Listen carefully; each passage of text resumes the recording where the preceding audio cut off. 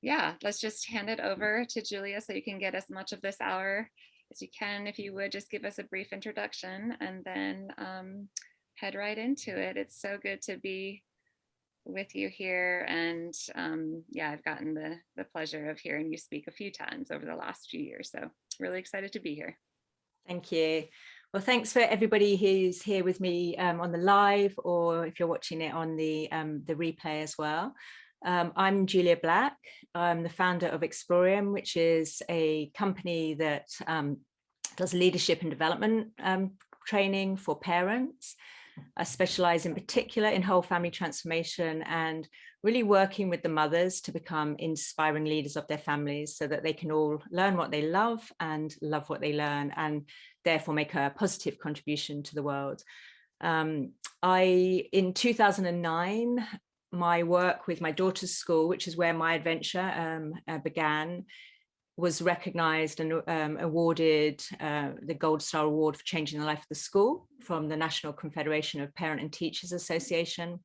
And I went on to set up my own creative learning center in 2013. Had nowhere to do it. We had 22 children signed up who were being home educated, to my two included. So we started in the skittle alley of a pub, and luckily pretty soon after that, the school, old school building in my own village actually came up available. And so we were there, based there for several years. Since then, I've worked with thousands of children, families, and also 15 schools to really kind of help them use my framework to embed a culture of passion-led learning, which is where I believe educational strategies that really can unleash the potential of human beings is sort of really the starting point.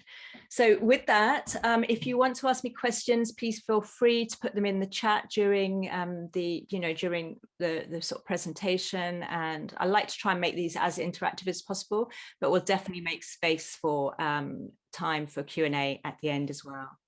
So what I'm going to do is I'm going to share my screen, and then I might just take a little while to, let me see, make sure that I got that all. I can still see you guys and I can see my screen, but I won't be able to see the chat for a little bit. So let me just see if I can rearrange that and get that down there as well. Okay.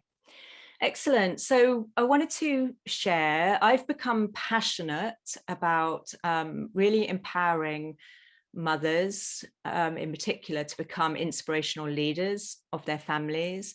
As I said, having worked with thousands of children now, the biggest difference that I have found in terms of moving them to be highly engaged, switched on, self-led learners has come when I've been able to work directly with the mothers and really get them re-engaging in learning themselves.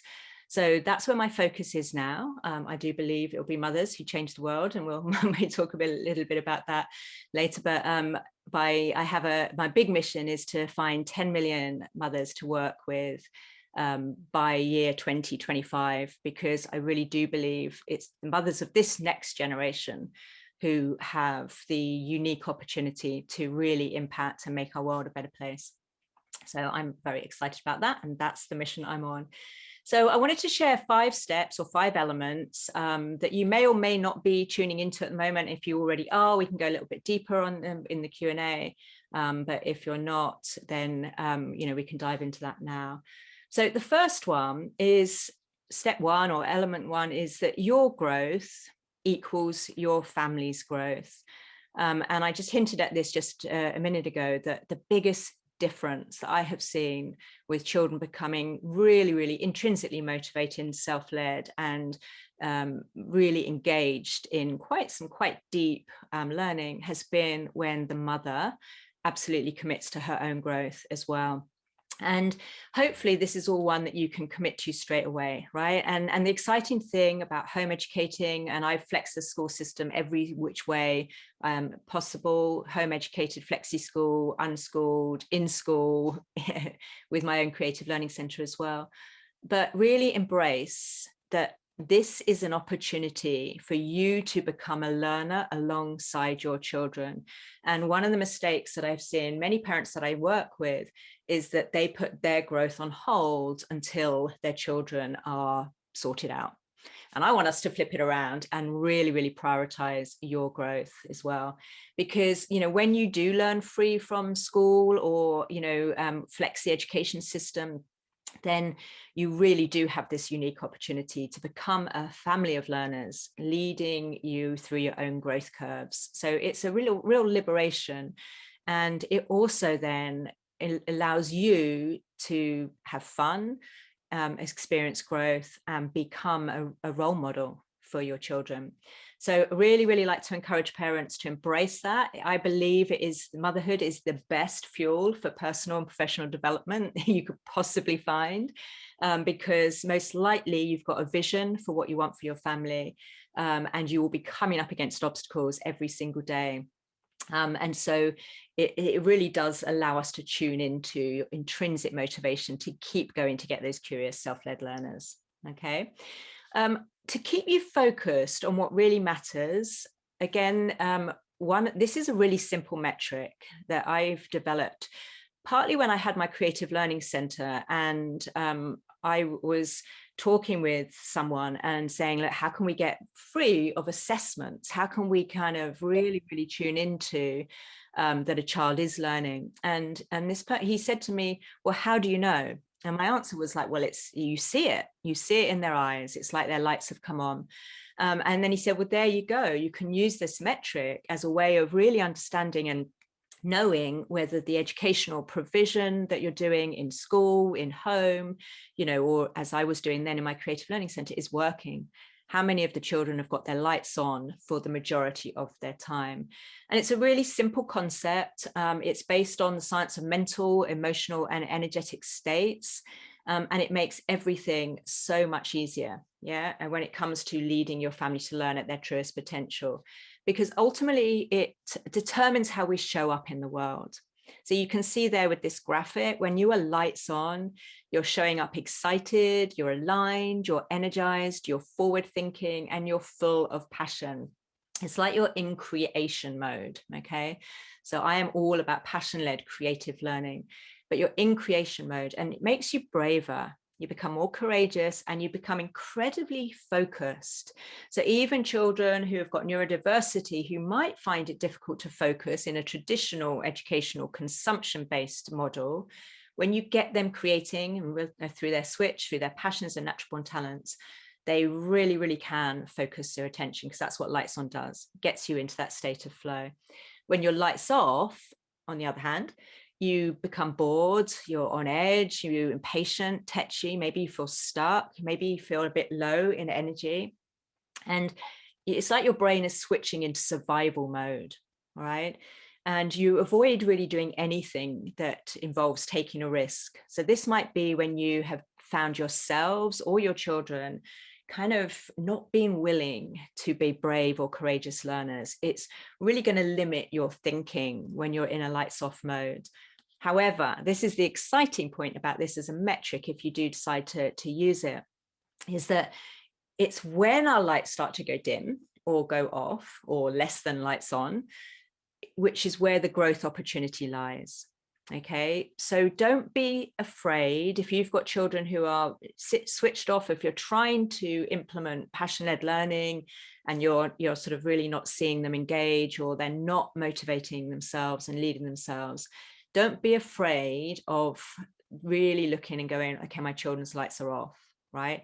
Because this is when we can lead someone, we can start to look at what their thinking is and what they're feeling.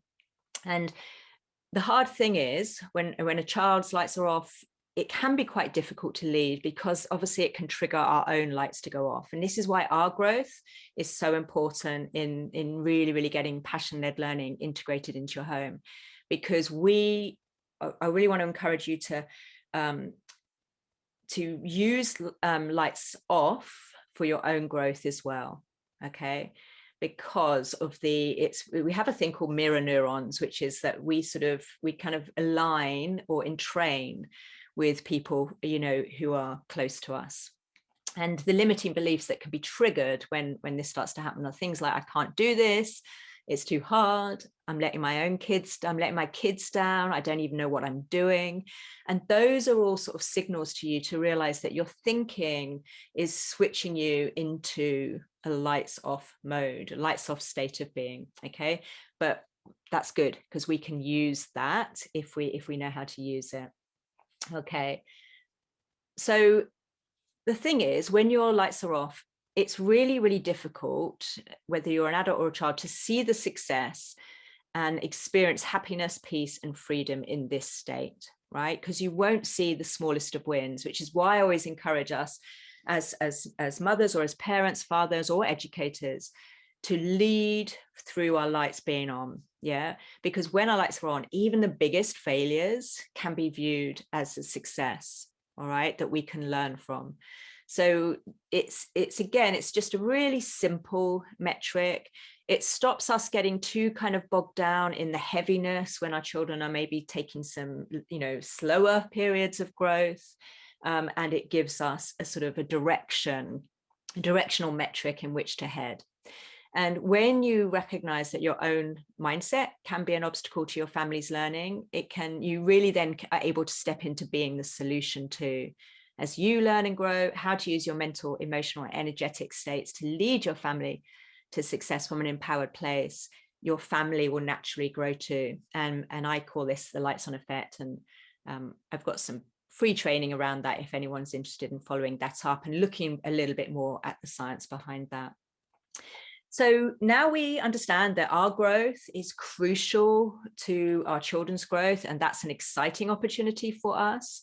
The next thing that I want you to invite you to look at is to understand who your family is being from a learning identity perspective, and to really include yourself in this way. Okay.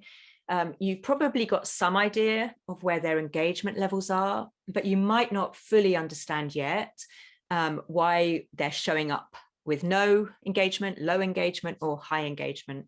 And when you begin to understand the identity of who we are being as a learner, really is where we can do a lot of the sort of heavy lifting. It again makes your job as an inspiring leader of your family just so much more enjoyable, more effective, and you get to see the results with your children moving up the engagement level. And it really shifts you from an outside-in approach to an inside-out approach, right? Where we're not looking at what they're doing, the outcomes, which is the outside in, but we're looking at who they are being. Now, having worked with, as I said, thousands of children who have been homeschooled, in school, high achievers, academic children who are academically struggling, and with thousands of adults now as well through my online programs and my creative learning centers, I started to analyze the identities and look at, and so I created this lightometer, which on the, what will it be? The left-hand side, where it says the no engagement, apathetic engagement, all the way through to exponential engagement, that's where we traditionally focus our attention. Oh, my child's not engaging in their learning, they're so disengaged, or they're really apathetic, they don't really care. And that's okay, right? But I think we can make this work for us, better from a leadership point of view. When we look at the identities, we've got down there at the bottom, the lost learner. I hope you can see it might be a bit small on your screens. We've got the lost learner. So the lost learner possibly will be they will definitely be refusing school, or if they're going up, they're kind of checked out anyway, right? And if you're entirely home educating, they might not even be engaging in things, no matter how fun and creative you try to make that happen. Then we're moving up to the focused consumer. And just on the lost learner, your priority right now with a lost learner who has no engagement is their mental well-being, right? If your lights are off for sustained periods of time, you cannot learn, okay? So the focus there is really, really on their mental well-being and getting their lights on as quickly as possible. Then we've got the focused consumers. Now, the problem that I see that many parents around the world, especially during lockdown, became really, really obvious to me, is what they're facing is that their children are predominantly consumers and not creators. And consumers, it's really the old school model where we consume knowledge, right? And we either retain it or we don't, to do something with it. And where I would like to shift families is to become creators, because this generation of children have knowledge at their fingertips. We know that. There is really no point in them retaining knowledge to regurgitate for a hurdle. And I say this, my son is going through his GCSEs at the moment, and he's got like something like 22 exams. Okay. So it's not to say they don't jump those hurdles if they choose to do so, but we want to be kind of really, looking at, sort of beyond the grades, basically. So when we move them to become creators rather than consumers, now we have the tangible evidence, and I'm going to talk about this in a further step, of what they're capable of doing. Okay. So moving on up the ladder, we've got the idealistic dreamers, and these can be quite hard to lead because they also can become what's known as fragile perfects. They do what they need to do to please whoever is, leading them on their educational journey, but they don't really go above and beyond to really, really develop themselves. So they're not entirely self-led, probably motivated much more externally than intrinsically. And I always love to get children creating as quickly as possible and moving them up into the inspiring creator and ultimately into the change maker zone as well. So have a look at that. I do have an ebook that goes into how you can sort of look at this, and that's a free ebook that if you want to dive into those as well. And I think we can share those links with anyone who's interested. Now, here's the thing: when you identify when you know your identities and you understand more about how they're showing up as learners. So what we think about ourselves as learners affects the outcomes available to us, right? If we're a lost learner, then it really is that we do not believe that we potentially have anything to offer. Okay, it might be that level of negative thinking that we're kind of caught up in as lost learners. And if we're unaware that it's our thoughts and our emotions that are really kind of driving the show, then we might sort of begin to believe we're not capable of success. And that's when kids and us as adults too can really, really close down. Okay. Our beliefs, which are our thoughts and our emotions that we've repeated over time, they lock in as our identity. Like, I'm stupid. Work with lots of children who just really believe that. They say it a lot. So look out for this kind of language when you hear it. I'm stupid. My brain doesn't work. I can't do that. Right. And again, it's awful to hear it as a parent, but I don't want you to be scared of it. Okay. Because now it tells us what our children is believing about themselves from an identity point of view as a learner. Because our identity as someone who can't, it's going to stay with us, and it hardwires in for the rest of our lives as an automation until we choose to consciously rewire it using our brain's neuroplasticity. Okay. And, this is where it's really important, again, our growth, when we begin to recognize and become more self-aware. Actually, I've got that program running. I don't believe I can do hard things, or I'm not someone who has success. Now we can really, really shift and lead whole family transformation on a whole nother level. So again, let's not be scared of them. It's really, really normal. I'm a master neuro coach. I've coached, hundreds of parents now and work with thousands of children, and we all have them. Okay. They're just called limiting beliefs, and we want to be identifying them so we can shift to empowering beliefs. And I want to just share with you just a little, some hope about how, what happens, how quickly we can actually shift. And this is James, and I was working with his mum, Lisa, and he was in school, but really shouldn't have been in school because he was rock bottom. His mental well-being was really suffering. And, they've agreed for me to share the story, and they've told their story with us quite a lot. But as she says there, her son was at rock bottom with mental health issues this time last year, was absolutely broken. to now see him confident, comfortable in his own skin, loving life, and running his first stall at a local hospital, raising awareness for mental health issues is amazing. Okay. So he really did go from rock bottom to award-winning young entrepreneur in less than a year. And again, this was really by her owning the fact that she couldn't anymore outsource the problem, and that she was the solution. She was going to change her mindset and rearrange to be able to take him out of school. And I asked James, but before I started working with him, he was actually in my Young Changemakers program that I had for a while. I said, do you want to learn? Which is a question I always ask any child that I ever work with. Do you want to learn?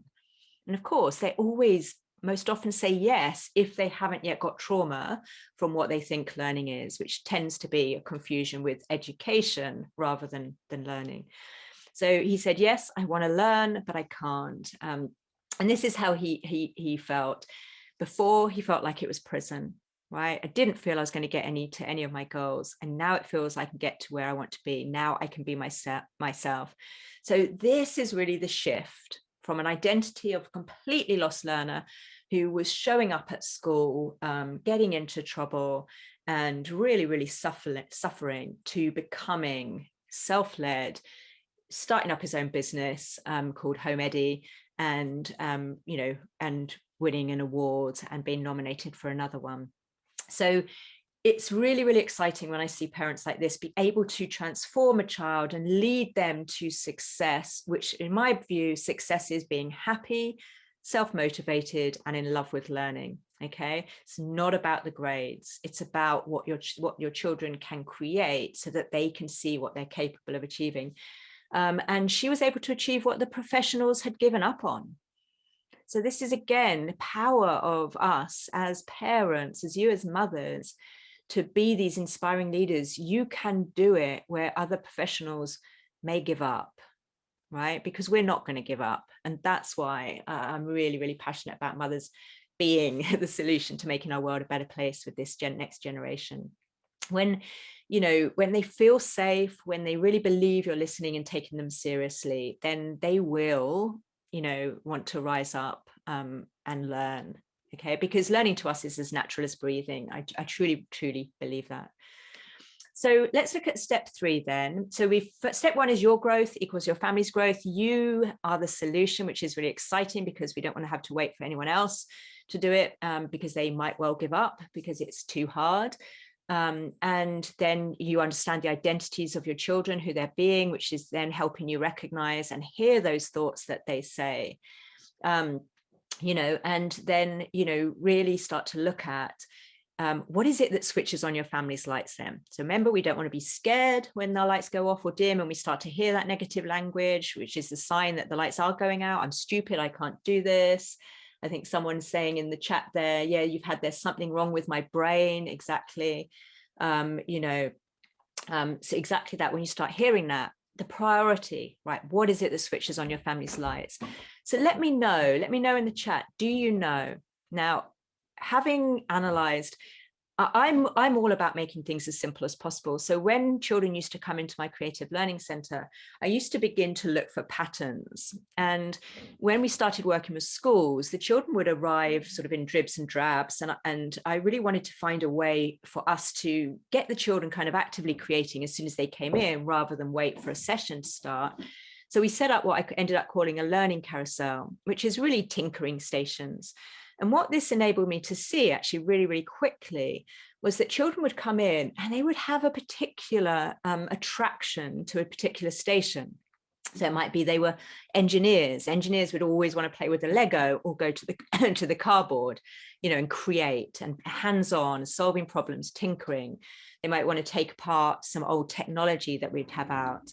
Maybe they are the performer and they would go over to like the dressing up station and they'd want to work with a filmmaker, a digital wizard, to create a story and things like that. So step 3 is really about you finding out what is it that switches on your family's lights. Because when you know this, you can then really take your passion-led learning, which I encourage you to have as your educational strategy, to the next level. It's really, think about the switch as the natural choice that they would choose when it comes to communicating and expressing themselves creatively. And the fastest transformations I've seen in children and families that I've worked with is when the natural born talents and strengths are placed center stage at the educational strategy. Okay. Really, really get your family learning what they love so they can love what they learn, and everything becomes so much easier and more rewarding and fun. And an example of this I'm just going to share is a teenager that I worked with, Ollie, and this was when I had a center based on a school site. He was in year 9, so he was 13 years old. I worked out he'd had about the 10,000 hours of learning in school, and he was feeling like he was stupid. His brain didn't work, and he felt an absolute failure. And within the first 5 minutes of working with him, with my learning carousel set up, I was able to determine just, okay, he's a visual learner. It's probably why he's struggling in school, because he can't necessarily take it in. But, you know, we began to see that he also was actually quite a digital wizard, and he had a real natural born talent to create digitally some incredible animations. And we were able to then, within 12 hours, repair this, get his self-belief back up on. And that academic year, he had his best school report ever, which the head teacher, the parent, and him and the teachers all contributed to the work that we were doing, that allowed them to see the genius that was within inside Ollie. So it's a really simple thing. What does your child love to do? And then design your learning around that. But it's hugely, hugely powerful. And for any of you who are home educating, but going to take academic exams, because that's what your children or you want them to do for the next stage of their educational careers, it will impact their academic success far more so, in my belief, than sitting them down and arguing over doing English and maths. So you will see the ripple effect, you'll see the impact when you start to give your children the potential to see what they can actually do. Okay, so really important. And the great thing about this, when you start learning through your switches, maybe they're an artist, an engineer, a mathematician, a chef, a wordsmith, whatever it is, that they will automatically now be on the exponential growth curve. And this, for this next generation, their careers are going to be portfolio careers, without a doubt. They're going to be, you know, dipping in and out of different things, trying things. But we want to get them working through their passions, earning money through, you know, things that they love to do. And the culture of the workplace, which is going to be across borders now virtually like this, as we've all seen with the disruption that's happened in 2020, it's going to be kind of just the norm to be looking for people to be in the team who have an exponential mindset. And this is quite exciting, because the incremental mindset is what I would call an old school curve. It just no longer serves our children, and they know it, which is why, especially when you get to the teenage years, they are beginning to resist, because it's just like, this is not going to help me do what I want to do in life, right? They know it because they're tuning into the narrative. So the old school incremental mindset actually places a glass ceiling over your child's head. It's not to say you can't still achieve excellence, but you want to be looking beyond the grades. I have an 18-year-old and a 15-year-old. Both of mine are academically very able. They're, you know, able to kind of play that system. But I have made sure that they have got the most outstanding portfolios of what their skill sets are based around their passions and their natural talents, and where their mindsets are. And this is what I really want to encourage you to look at. And the exponential mindset growth curve is just so much more fun anyway, because it fast tracks what we're capable of achieving. Okay, so it is really exciting to be on that growth curve. But again, from a leadership perspective, it can also feel a little bit scary, because you sort of step away from what you might be seeing other people around you. You know, well, my child's now reading and they're only 6 or 7, and you might not even be sort of, you know, going there yet. But as you can see with the growth curve, it kind of picks up speed. So this is really, again, where it's all about your mindset, truly knowing and trusting that you vision, and you're trusting yourself as an inspiring leader of your family. So let's look at the fourth step then, to really, you know, lead your family to be those happy, curious, self-led, passion-led learners. And this step is really about creating a mistake-friendly environment. And really, you know, it's about failure, okay? And this is one of the biggest obstacles that I have seen for children and adults. And again, I have seen children as young as 4 and 5 who would come to my center who were already fixing in a very, very rigid mindset about what they would and wouldn't do. And they often were children who were accelerated learners in the early years, okay? So really important that you create that culture of being able to get things wrong, right? And it has to be, what I would like to say about this, it really has to be an authentic mistake-friendly zone. All right. Now, what I mean by that is many parents and many educators, especially when the work of Carol Dweck came out around fixed and growth mindset, would have the posters on the wall or on the, magnets on the, posters on the fridge. And they would be saying, it's okay to make mistakes and get things wrong. That's how you learn. But they weren't modeling that, right? They weren't prepared to do it themselves. And if you want your child to really be switched on learners, then you've got to lead from that place of integrity. I always say to anyone that I'm working with, please don't ask your children to do anything that you would not be prepared to do yourself. All right. So the great thing about this, again, remember, your growth equals your children's growth. We've all got mindset growth to work on. I'm a master neuro coach. I hack my mind daily, every new level. I stabilize there for a little bit. And then it's like what opens up for what's possible for me opens up. And of course, right, new limiting beliefs come back in and you sort of begin the process again. So really try to be prepared to really look at this from an authentic point of view. And I always encourage parents, I talk about being courageously vulnerable, so that you can own that. If you're currently in a situation where you don't like to get things wrong, you've got a bit of perfectionist with you and within you, then have that conversation and really own that with your children and your whole family, because when you can talk about, how, you're scared of failure, and then you are now opening up the dialogue to look at failure, because failure is an emotional wound, right? Our brains are hardwired to, keep us from it, because it can get accompanied with shame, embarrassment, and all of that kind of thing. But when we normalize it, that this environment is where we get things wrong, because learning is doing something you don't yet know how to do, then very, very quickly children just really take that on board. And again, I would always, when I had my center, the first thing I would do is introduce myself to the group of children that I was working with and say, look, it's going to be different to school here, because actually I am going to be looking for things that when you make mistakes. And they would often giggle nervously, look at me and go, what do you mean? And I would explain to them, because I'm not so interested in what you can do now. I'm interested in what you can't yet do. So that is where the growth happens. So yeah, really try and get that dialed in outside. I always talk about learning beyond your edges, outside of your comfort zone is really where you can get that sweet spot of learning dialed in. Now, I want to look at some of these limiting beliefs that I've been sort of talking about through the program, just again to normalize it, okay? So because when you can really start to look at what is holding you back as a leader of your family, then you can also begin to become much more courageously vulnerable and learn and grow, so that your family follows too.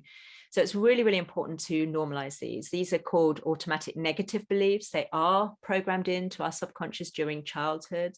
But some of these, and again, let me know in the chat if you recognize any of these within yourselves. But I can't do this. No matter what I try, I'm going to fail. So why bother? There's no point. Right? I always like to, when I'm reading these, kind of animate them with how we hear them in our own minds. I'm not even going to try that, because nothing I ever do is going to be good enough. Right? I'm going to just have to accept that I'm just a bad mum. I'm a failure. And these are all based off, what I've coached parents around. So, what I want, I don't get, so I may as well give up.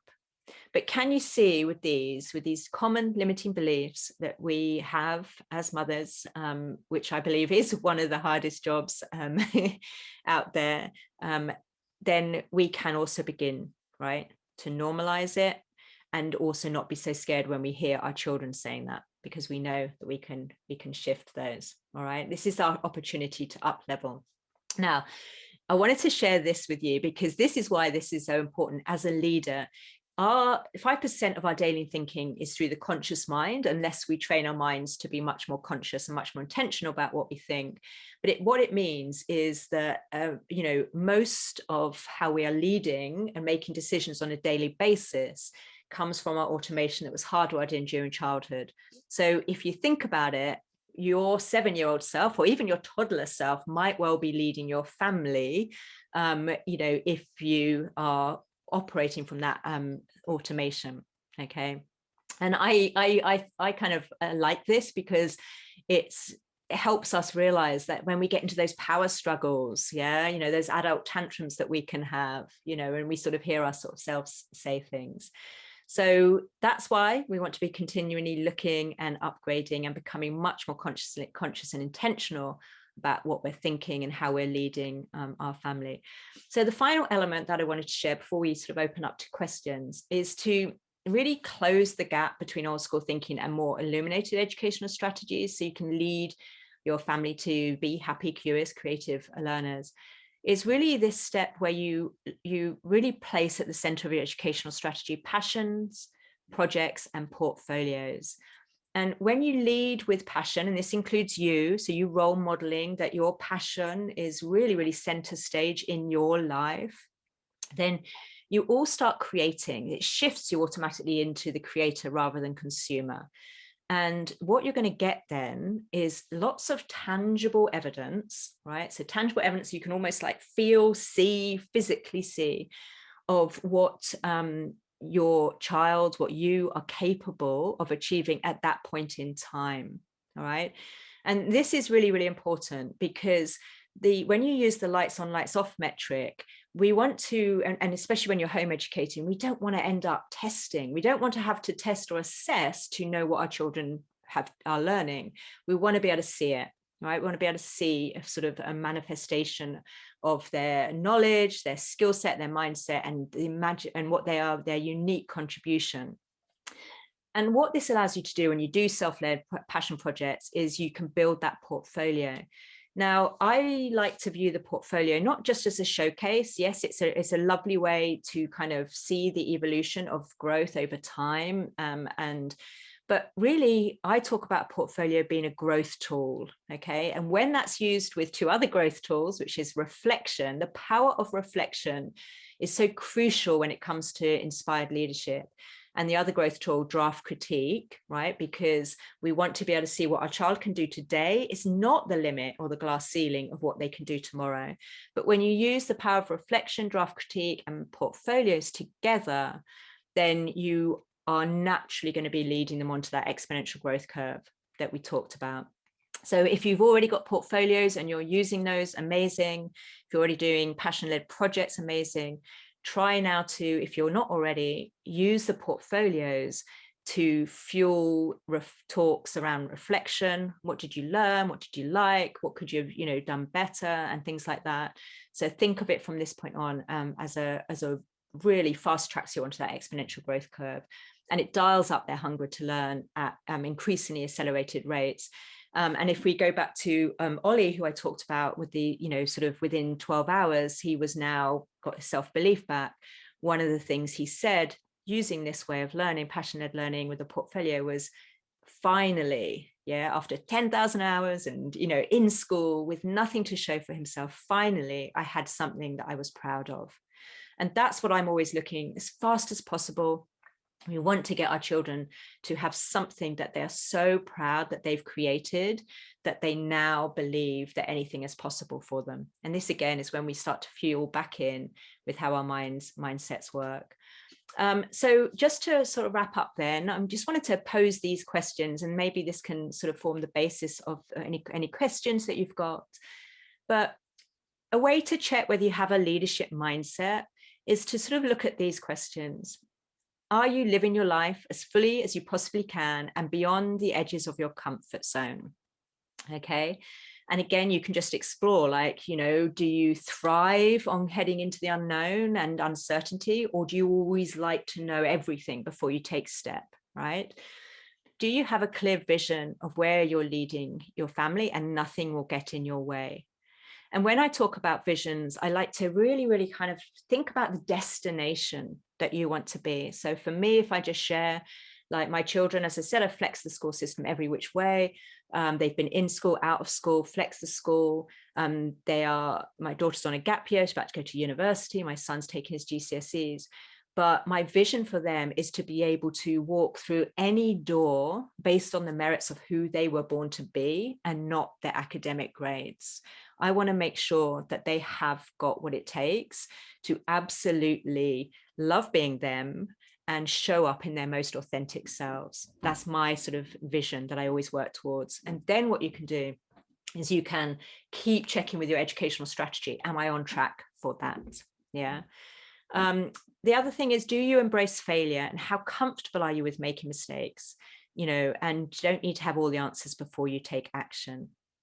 And are you on an exponential growth curve yourself? And do you have the tools for the moments where it feels like you're going backwards? Because learning to me is messy. It's quite chaotic. It's certainly not linear. And when we have a little growth, a spurt of growth, sometimes we can consolidate that. And then we can kind of sort of hit up against some resistance again as well. But if you take these questions and just really look and almost just do a little sort of audit of where you are from having a leadership mindset, and it's going to help you kind of identify your next steps in your own growth as an inspiring leader of your family. So just to any questions you can start to put in the chat, or, if you do want to unmute, that's fine. But just to recap, this has really been a fast track lesson to how to become, or the steps I believe are crucial to become an inspiring leader of your family. But your growth equals your family's growth. Please do not put your growth on hold until you have got your children, learning. Really, really, sort of put that center stage. Understand your family's learning identities, right? That automatically brings you to the inside out way of learning. Find out what it is that switches your family's lights on, and then design your learning around that. Create the mistake-friendly environment, and use passion, projects, and portfolios to really, really fuel your children and your whole family's learning in a fun, creative, and an accelerated rate. And if you do all of this and really commit to this, then you are going to be leading your family to learn what they love and love what they learn. So thank you very much. I'm going to stop my share now and come back full on screen.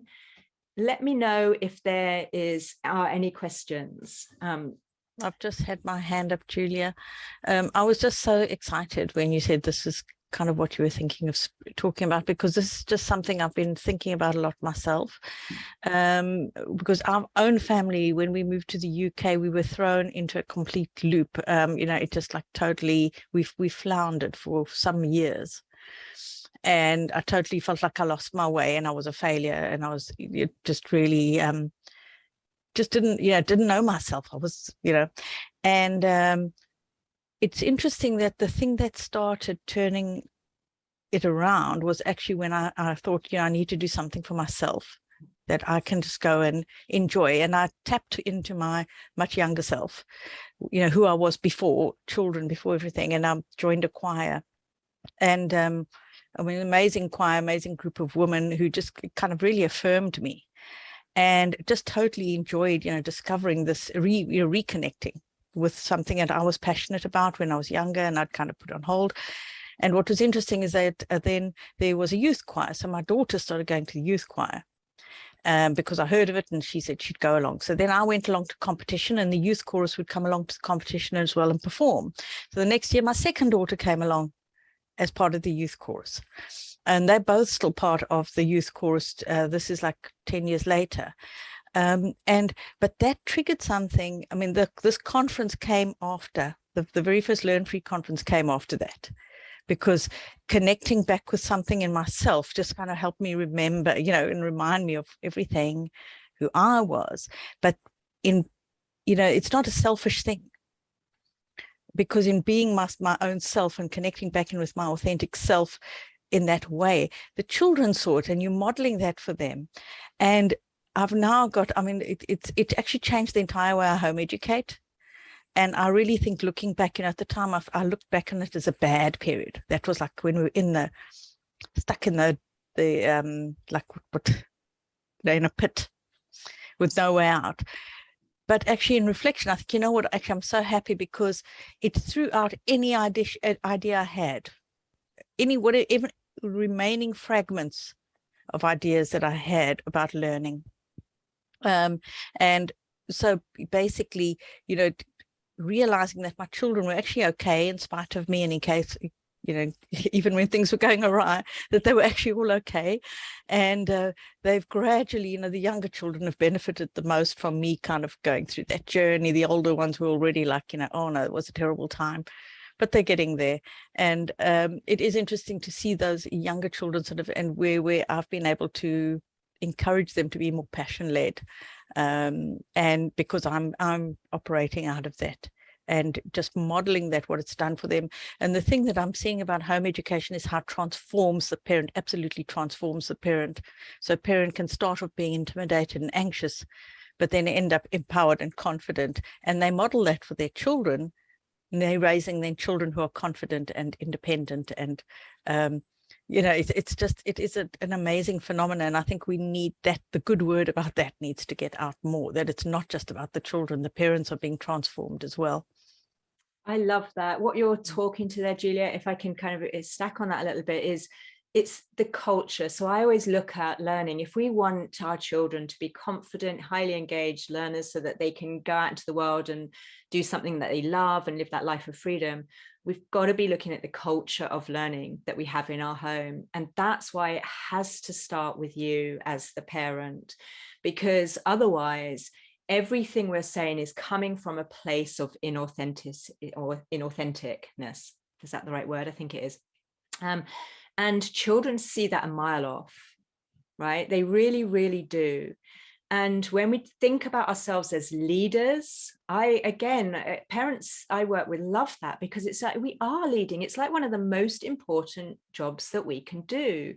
Yet we tend to, and I was guilty of this for sure, we tend to negate it, right? Or I'm a mother, but I'm over here, you know, really doing that. And so, Juliet, what you're talking about there is that when you also took the focus off the children and you turned the focus in on your growth and your happiness and really fueling, it's like the oxygen mask on you first, then it's also like our children can breathe a sigh of relief as well. Because there's nothing more off-putting in terms of, you know, growing, to see someone shining a spotlight on where everything you are doing is not up to the mark. And when we are feeling bad about ourselves, when we feel, like you said, you know, stuck in that treacle is often how parents, you know, describe that to me, you know, like wading through treacle. Our brains, as I said at the beginning, will be in a lights off mode, and we will be looking, our brain is looking for evidence. I can't do this. No, you're right, you can't do this. Your children aren't doing anything. You know, this is too hard. Your brain will go, yeah, it's really, really hard. Look, you're so tired. No matter what you try, nothing's working. And this is why it's really important. What you did there, Juliet, was, yeah, you tuned back into what's going to energize me. Yeah. And so I really, really encourage everyone to, this is what's so exciting about it, which is what I think you're excited about, Juliet. This is our time, especially when we are home educating. I home educated. It became, for my daughter, when she was 9, I had to take her out of school on an emergency. It was just like her mental well-being was deteriorating too fast. So whether you're home educating from having to do it or through choice, really, really embrace this as the best personal and professional development you could ever ask for, and own that time. I can see someone in the comments is saying, you know, we're sold the myth that, you know, we get our kids into nursery school and then we can get our lives back. But no, it's just like, look, we want to be living our lives alongside our children living their lives, because that is where this, you know, what Juliet described there is really what I call the lights on effect. My lights are on, I'm feeling good about myself, I'm having empowering beliefs, my thoughts and my emotions together create an electromagnetic field, which creates an energy state that attracts lights on thinking, right? And so the opposite of that, when my lights are off, right, I'm going to be feeling heavy, my energy field is going to contract. People are going to notice it. My children are going to notice it. Okay. So this is a call to really take this. It's almost, I feel like a, sort of a call to action, because our role is really important for how our world needs to go in a different direction. So I can see a question in the chat from Ajar. So your toddlers love doing learning activities through play and reading books. They never have enough and always want more, even more after 1 hour of activities or reading. And so sometimes you find yourself feeling lazy and cannot be bothered. How can I fix that and be more motivated? So I would really look there at shifting the narrative that you're telling yourself.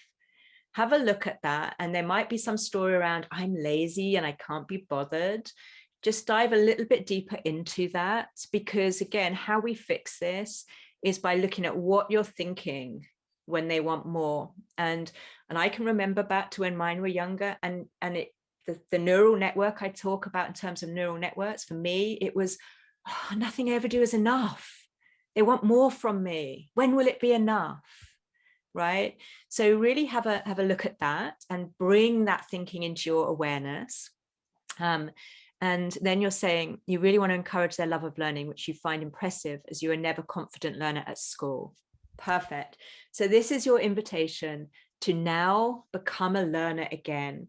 Many of the parents I work with have what I would call stagnated as a learner from their own education. They hit a glass ceiling. Even those who've gone on to have very, very successful careers, they've hit a glass ceiling based on the learner that they identified as being when they were within school. So that's what I would say there is really, in terms of for you to become more motivated, you really want to be looking at those, the thinking that's happening when your children have done an hour of activities and now they're coming to you and they're wanting more, because it is exhausting. But it's not exhausting when we tune into the thinking of, I've got this, yeah, and we can just put out some other things for them. So if you weren't a confident learner, and if this is for anyone, or even if you were like highly successful learners, I often work with many parents who were actually real high achievers, but they have become fragile perfects, which is what is kind of known and talked about now in the world of work, where they will crumble when they get things wrong. This is your invitation, yeah, to pick up your identity. Look at where you are on the Lightometer. As I say, I've got a free ebook that you can kind of look at and dive into a little bit deeper and commit to your own growth too. So Sandrine, you're asking, do I have any tips for when you feel like a burnout home ed mum? When you feel so tired that it's all that you can do to provide the basics for your family and children, a bit like when they're newborns. Yeah, and again, first off, you've taken the first step, Sandrine, of recognizing that's where you are. Yeah, like Juliet talked about, it's just like, okay, I don't know if I can do this anymore. That's a limiting belief that will be coming out when we experience burnout, when we have overwhelm, when we just feel really, really stuck. It will be something like that. I can't do this. It's too hard. I don't even know if what I'm doing is helping them. So again, encourage anyone that I work with and, to really look at what's their narrative. And then self-compassion, right? Self-compassion. And I don't know how old your children are, Sandrine, if you can let me know how old they are. Because the great thing about when you become a learner again, it's not so much that you now have to find things for your children to do. It's that you start learning alongside them, right? And when you learn in this way, it can actually become, and it can energize you. So that's what we're looking for your thoughts to energize you, to your learning to energize you. So Sandrine, you've got twins, 11-year-old girls. Okay, so I've worked with quite a few parents who had twins, and I always have the utmost respect for any mother of twins.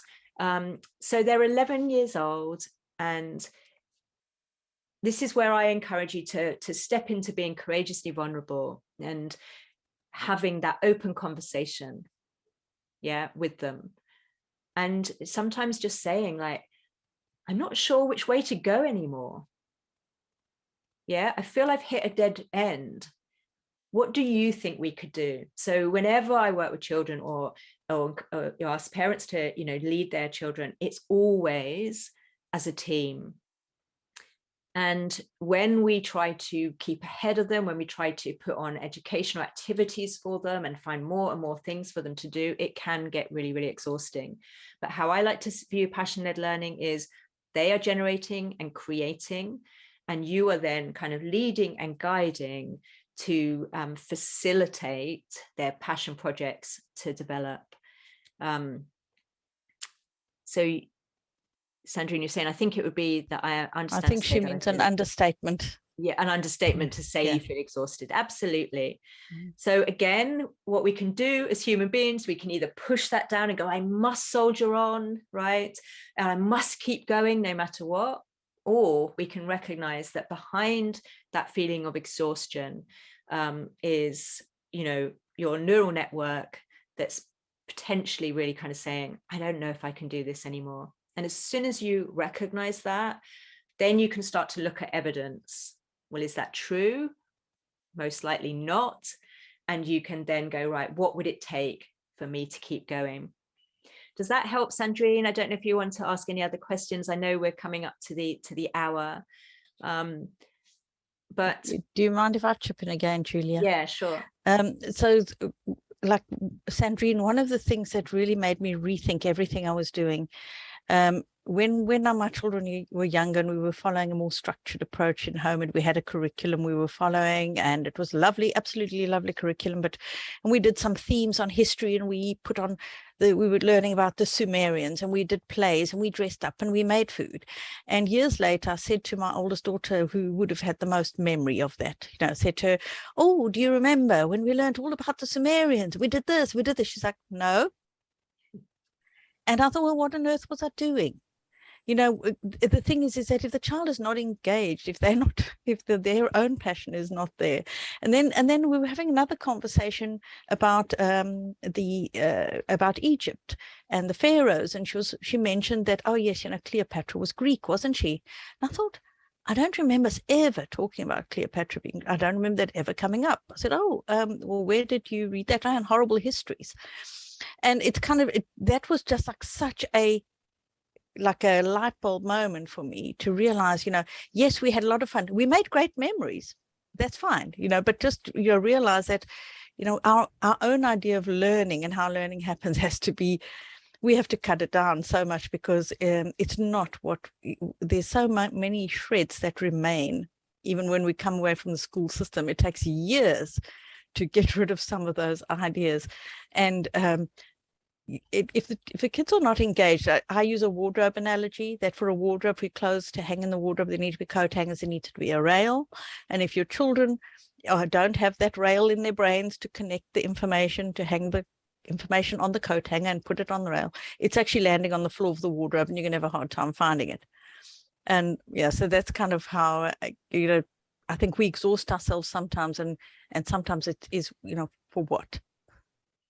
Yeah, and I would just add on to that, if we are exhausted from home educating, or we're probably doing too much. And I even say that when with teachers as well, in the classroom, if we're in that state of overwhelm, we're probably taking too much responsibility for what our children are learning, and it's really about handing it over to them to take that ownership back.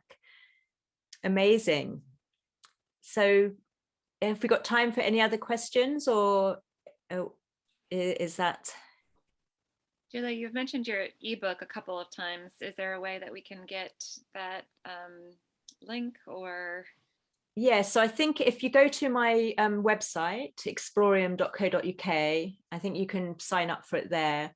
Okay. And included in the ebook is what I call a learning audit, just to help you sort of see what your identities are of your children, what keys you're using. I talk about 3 keys: passion, mindset, and time, how you're integrating them. And I'm just trying to think of can't think of what the third thing is, but I know there's a third thing in there as well. Well, you have a website, don't you, Julia? Yes. Feel free to mention anything like that people can go and find out more. Yeah, explorium.co.uk, and you can find me there.